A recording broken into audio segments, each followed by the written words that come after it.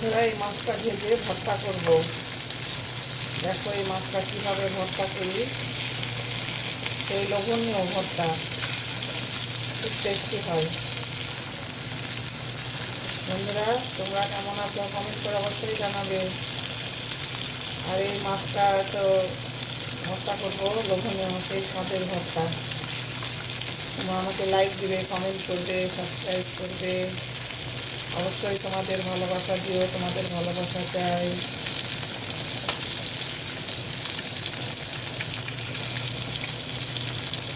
মাছটা উল্টে দিতে হবে।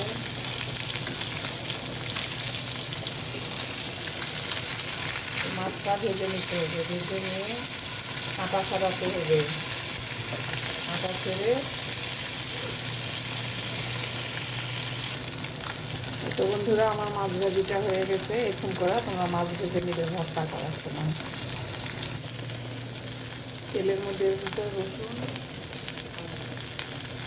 রসুন আর কাঁচামরিচ আর একটু পেঁয়াজ ভেজে নেবে তেল দিয়ে। এমন করে ভেজে নেবে, রসুন পেঁয়াজ কাঁচামরিচ এরকম করে ভেজে নিতে হবে। তারপর শুকনো মরিচও ভেজে এরকম করে ভেজে নিতে হবে। পেঁয়াজ ভাজা, রসুন ভাজা, কাঁচামরিচ ভাজা হয়ে গেল। এখন এটা তুলে নিব।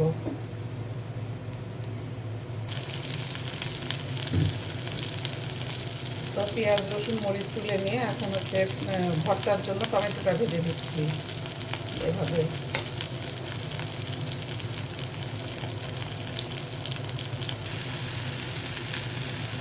একটু হলুদ দিয়ে দিলাম, লবণ দিব, এখন ঢেকে দিব। এটা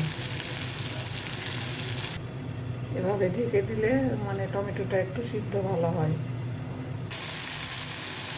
তো টমেটোগুলো উল্টে দিলাম, দিয়ে এখন এভাবে ঢেকে দিব।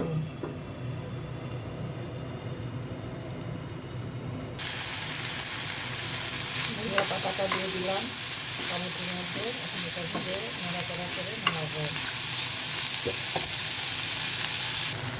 এতো ভাজা ভাজা হয়ে গেল, এখন নামিয়ে নেব।